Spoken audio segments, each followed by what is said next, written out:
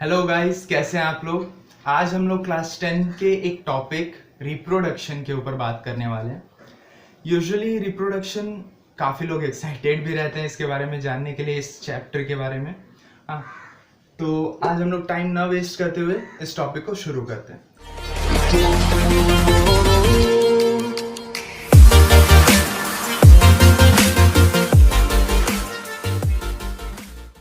Reproduction क्या है? First question कि रिप्रोडक्शन क्या है। रिप्रोडक्शन एक प्रोसेस है जिसमें क्या होता है, ऑर्गेनिज्म खुद को मल्टीप्लाई करता है, हाँ, और अपने पॉपुलेशन को बढ़ाता है। उसके मल्टीप्लाई करने का रीजंस क्या होता है, क्यों एक ह्यूमन अपने आप को मल्टीप्लाई करता है। मतलब ह्यूमंस दो पेरेंट्स मिलके एक प्रोजेनी देते हैं, मतलब अपने बच्चे को लेके आते हैं इस दुनिया में। क्यों, जरूरत क्या है, जिससे स्पीशीज कंटिन्यू करते रहे, मतलब वो एक स्पीशीज एक्सटिंक्ट ना हो जाए। क्लियर? अगर रिप्रोडक्शन करना छोड़ देता है कोई स्पीशीज, मान लीजिए डॉग, कैट, रैट, कोई भी स्पीशीज अगर रिप्रोडक्शन करना छोड़ देता है तो एक समय के बाद वो स्पीशीज एक्सटिंक्ट हो जाएगा इस दुनिया से। क्लियर? इस कारण से रिप्रोडक्शन इंपॉर्टेंट है। हाँ, तो मैंने क्या बोला, रिप्रोडक्शन क्या है? रिप्रोडक्शन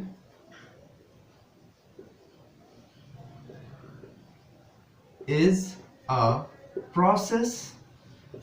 रिप्रोडक्शन एक प्रोसेस है जिसमें क्या होता है, by which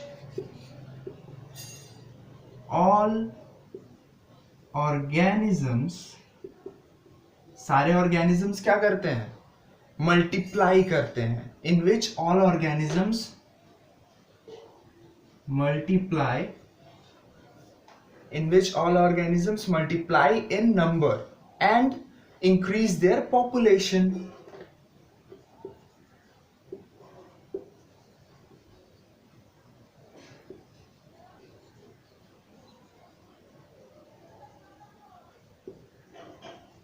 Increase their population. Clear? ये है हमारा रिप्रोडक्शन। ये हमारा रिप्रोडक्शन का स्टेटमेंट है कि reproduction is a process in which या by which all organisms multiply their number and increase their population, जिसको यूज करके हर ऑर्गेनिज्म क्या करते हैं, अपने नंबर्स को मल्टीप्लाई करते हैं और अपने पॉपुलेशंस को बढ़ाते हैं आगे। क्लियर? अब देखिए, रिप्रोडक्शन के कुछ फैक्ट्स हैं। जैसे अगर मान लीजिए एक ऑर्गेनिज्म है, ये एक ऑर्गेनिज्म है या ये एक स्पीसीज है, ये स्पीसीज कभी भी किसी और स्पीसीज को जन्म नहीं दे सकता। मतलब ये ग्रीन कलर का जो स्पीसीज है वो कभी ब्लैक कलर के स्पीसीज को जन्म नहीं दे सकता। मेरा यहाँ पर बोलना रंग रूप नहीं है, यहाँ मेरे बोलने का मतलब है, मान लीजिए ये ग्रीन स्पीसीज डॉग है और ये ब्लैक स्पीसीज कैट है, तो रिप्रोडक्शन के हिसाब से डॉग कभी भी रिप्रोड्यूस करके कैट स्पीसीज को जन्म नहीं दे सकता। क्लियर है आप लोगों को? हमेशा हमेशा डॉग जो है वो एक डॉग स्पीसीज को ही जन्म दे सकता है। ह्यूमंस हैं, ह्यूमंस ह्यूमन के ही बच्चों को जन्म देंगे, ह्यूमंस हाथी के बच्चों को जन्म नहीं दे सकते। क्लियर? वैसे ही रिप्रोडक्शन का ये रूल है कि हर एक स्पीशीज अपने जैसे ही स्पीशीज को बर्थ देता है। क्लियर? चलिए अब आगे बढ़ते हैं। इसको सिंपली और एक तरीके से आप याद रख सकते हो कि शर्ट की कंपनी है एक। अब शर्ट की कंपनी क्या बनाएगी, शर्ट ही बनाएगी, वो गाड़ी तो नहीं बनाने लगेगी ना। सेम उसी हिसाब से रिप्रोडक्शन भी काम करता है। अगर ह्यूमन है तो ह्यूमन ह्यूमन बेबी को ही रिप्रोड्यूस करेगा। क्लियर? चलिए अब आगे बढ़ते हैं। हाँ, मैं उम्मीद कर रहा हूं आप लोग अपने साथ नोटबुक लेके बैठे होंगे, स्क्रीनशॉट लेके, या फिर आप लोग डायरेक्टली नोट्स बना रहे होंगे मेरे साथ साथ। ठीक है, तो अब हम लोग देखते हैं रिप्रोडक्शन के टाइप्स क्या हैं। रिप्रोडक्शन में बेसिकली दो टाइप है। पहला टाइप है असेक्सुअल और दूसरा टाइप है सेक्सुअल। क्लियर? पहला है असेक्सुअल, दूसरा है सेक्सुअल। हाँ, अब हम बात करेंगे असेक्सुअल के बारे में। तो हम लोग बात करेंगे असेक्सुअल रिप्रोडक्शन के बारे में। असेक्सुअल रिप्रोडक्शन क्या है?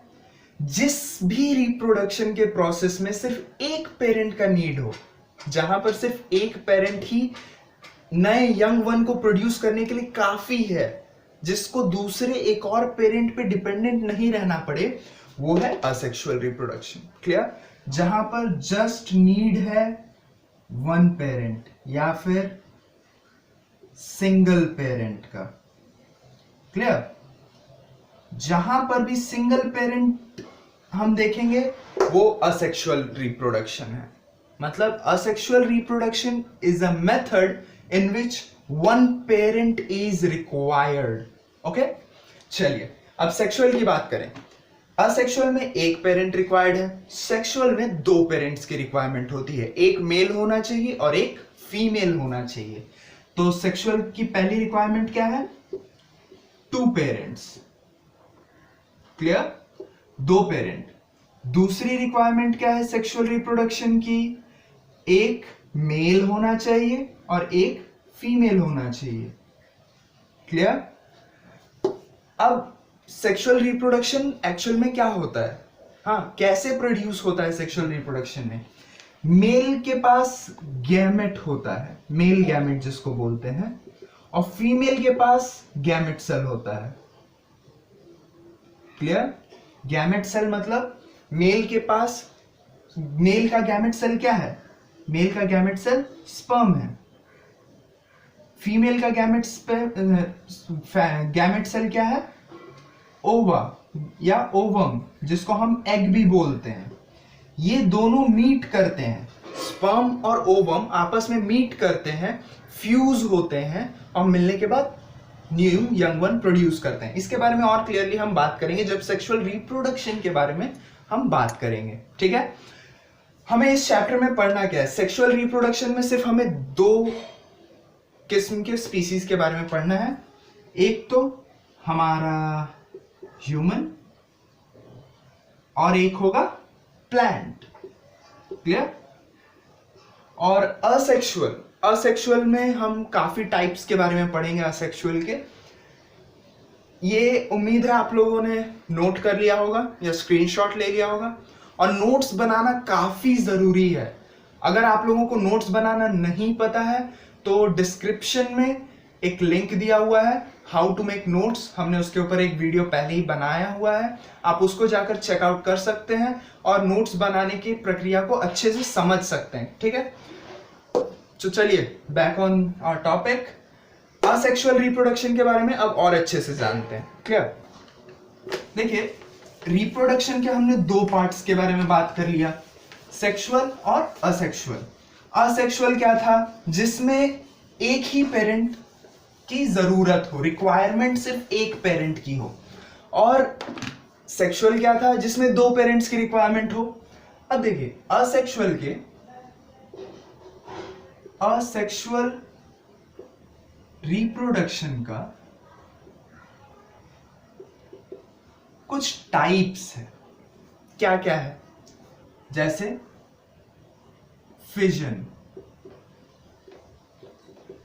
फिजन इसका एक टाइप है जिसके बारे में हम लोग अभी क्लियरली बात करेंगे। बडिंग एक टाइप है। और क्या है? फ्यूजन है, बडिंग है, रीजेनरेशन है, फ्रैगमेंटेशन है,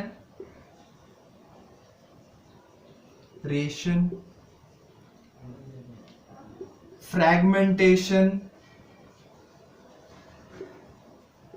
क्लियर? और क्या है? स्पोर फॉर्मेशन है, वेजिटेटिव प्रोपगेशन है।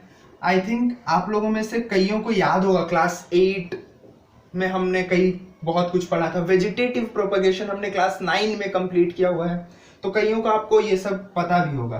फिर भी हम इसको वापस से डिस्कस करेंगे। स्पोर फॉर्मेशन और लास्ट क्या है?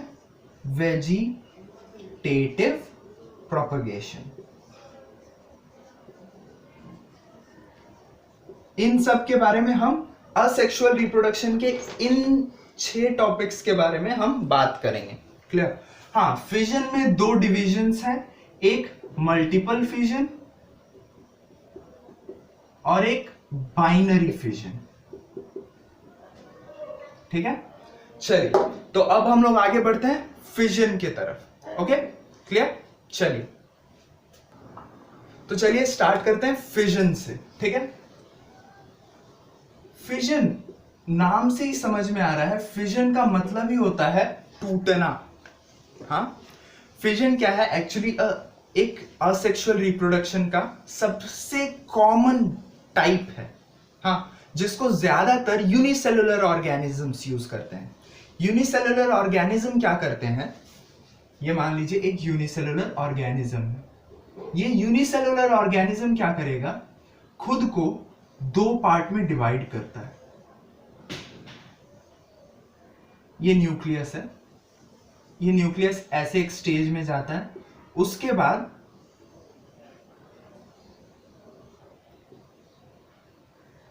ठीक है, और उसके बाद ये 2 डॉटर सेल में कन्वर्ट हो जाता है। यूनिसेलुलर ऑर्गेनिजम्स ये उसके साइटोप्लाज्म में जो सब रहते हैं अलग अलग,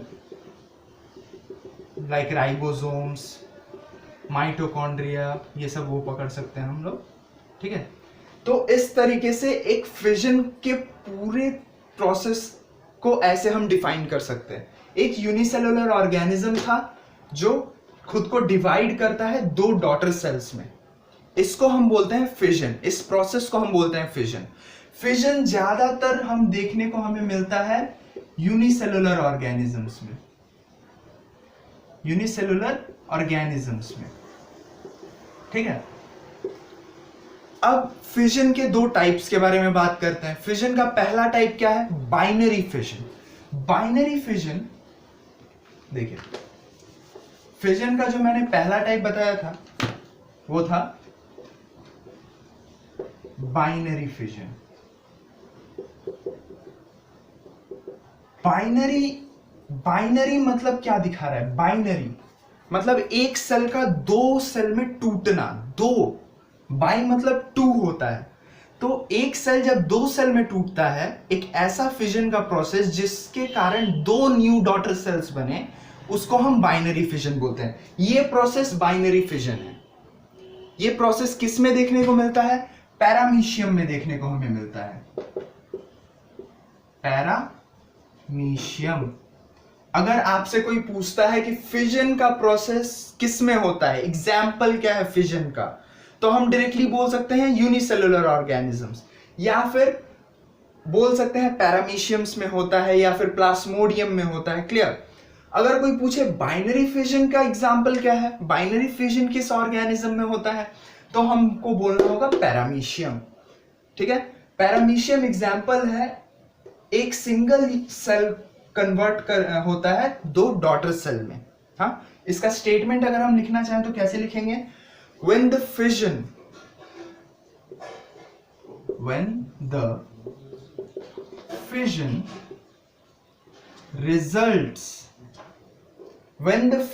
results in 2 daughter cells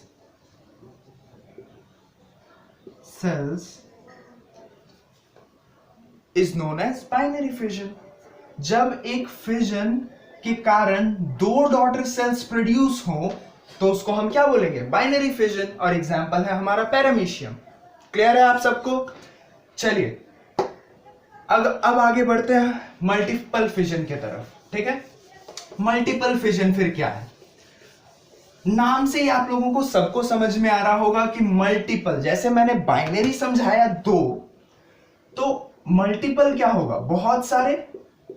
binary का मतलब हो रहा था 2, और हमें प्रोसेस में क्या देखने को मिल रहा था? अल्टीमेटली लास्ट में 2 डॉटर सेल्स प्रोड्यूस हुए हैं। मगर मल्टीपल फिजन में हमें क्या देखने को मिलेगा? एक सेल है, ठीक है, इस एक सेल के अंदर 2 से ज्यादा, मतलब बहुत सारे डिविजन्स हो जाएंगे सेल्स के। ठीक है, बहुत सारे डिविजन्स हो जाएंगे, और जब ये सेल मैच्योर हो जाएगा, ऐसे बहुत सारे सेल्स बन जाएंगे इसके अंदर, और जब ये सेल मैच्योर हो जाएगा उस समय क्या होगा, ये सारे एक साथ डिवाइड करेंगे अपने आप को। क्लियर? तो हमें बहुत सारे डॉटर सेल्स देखने को मिलेंगे। क्लियर है? कितना इजी प्रोसेस है, दोनों प्रोसेस कितने इजी है। बाइनरी में एक सिंगल मदर सेल दो डॉटर सेल में प्रोड्यूस हो रहे हैं, मल्टीपल में एक single mother cell multiple number of daughter cells में प्रोड्यूस हो रहे हैं। क्लियर? इसका अगर हम ये देखने जाए, एग्जाम्पल देखने जाए, तो एग्जाम्पल क्या है, प्लाज्मोडियम। प्लाज्मोडियम क्या है? प्लाज्मोडियम हमें कहां देखने को मिलता है? प्लाज्मोडियम हमें जब मलेरिया किसी को अगर होता है या आप लोगों में से किसी को हुआ है तो उनमें प्लाज्मोडियम देखने को मिलेगा। कमेंट करके मुझे बताएं किन किन को आप लोगों ने अभी तक प्लाज्मोडियम से इन्फेक्ट हो चुके हैं, आप लोग कितने लोग। क्लियर? अब देखिए प्लाज्मोडियम क्या है, मलेरिया इसी के कारण होता है। क्लियर? अब अगर इसका डेफिनेशन देखने जाए तो डेफिनेशन हम क्या लिख सकते हैं, बाइनरी फिजन की तरह सिंपली इसमें भी लिख सकते हैं, व्हेन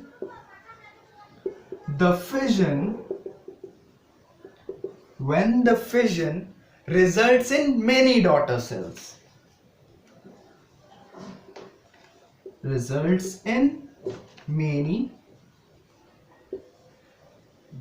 daughter cells। इतना इजी डेफिनेशन है, इसको बहुत सारे लोग कितना टफ चैप्टर है बोलते रहते हैं। ठीक है, मल्टीपल फिजन क्लियर हुआ? चलिए, जिन जिन को क्लियर हुआ अभी के अभी कमेंट बॉक्स में जाके लिखें कि हाँ क्लियर हो गया है सर। चलिए अब आगे हम बढ़ते हैं। नेक्स्ट प्रोसेस क्या था, बडिंग। क्लियर?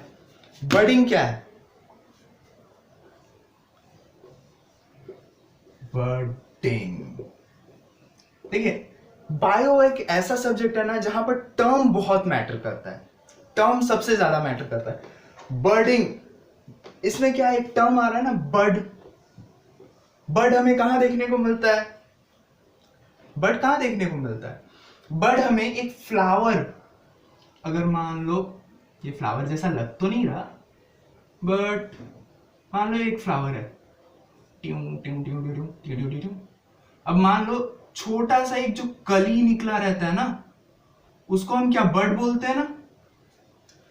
सेम इस बडिंग के प्रोसेस में भी वैसे ही कुछ होता है। हाँ, ये एक असेक्सुअल रिप्रोडक्शन है, हाँ, जिसमें पेरेंट के बॉडी पर एक बड टाइप स्ट्रक्चर फॉर्म होता है। क्लियर? और वही स्ट्रक्चर बाद में एक नए इंडिविजुअल के रूप में ग्रो कर जाता है। हाँ, तो बडिंग को हम क्या लिख सकते हैं as a definition, budding is a type of asexual reproduction, is a type of asexual reproduction। Clear? ये एक टाइप ऑफ रिप्रोडक्शन है जिसमें small bird like structure in which a small bird like structure, small bird like structure, क्या होता है bird like structure, कहां पर होता है, is formed on parents body, formed on parents body. Parent के बॉडी मतलब जैसे हमने मदर सेल देखा हुआ था, वैसे यहां पेरेंट बॉडी के ऊपर होता है, और उसके बाद ये क्या होता है, which give rise to individuals। यही फिर आगे चल के इंडिविजुअल में ग्रो कर जाते हैं। ठीक है, इसका एग्जाम्पल हम देख लेते हैं। ये होप कर रहा हूं आप लोगों ने लिख लिया होगा इसको। क्लियर? इसका एग्जाम्पल देख लेते हैं। देखिए,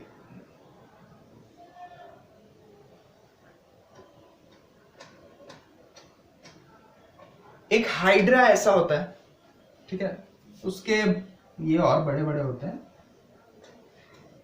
ठीक है, ये एक हाइड्रा है। हाइड्रा क्या होता है, जब वो बर्डिंग के प्रोसेस में जाता है,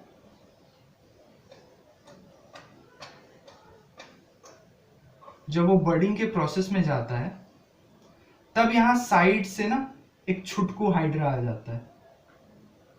ये बर्ड है, ये अब वो बर्डिंग के प्रोसेस में जा चुका है। अब क्या है, ये छुटकू हाइड्रा ना अब बड़ा होगा, ये छुटकू हाइड्रा अब धीरे धीरे बड़ा होना शुरू होगा। ठीक है, और अल्टीमेटली ये दोनों, वो हाइड्रा जब मैच्योर हो जाएगा तब वो पेरेंट बॉडी से अलग हो जाएगा। ये हमारा पेरेंट हाइड्रा, अब ये छुटकू हाइड्रा अलग हो गया। जब थोड़ा वो बड़ा हो जाएगा तब वो अलग हो जाएगा पेरेंट बॉडी से। ये पूरा प्रोसेस है बर्डिंग का। बर्डिंग हम किस में देख सकते हैं, ईस्ट में देख सकते हैं, हाइड्रा में देख सकते हैं। अब हाइड्रा में क्या है, हाइड्रा में सेपरेट हो गया ना, जो न्यू बॉर्न था वो सेपरेट हो गया। हाँ, तो इसको हम कैसे लिख सकते हैं कि बर्डिंग जो प्रोसेस है, it can be, budding may be separated and become individual. इसमें क्या हो रहा है, हाइड्रा इज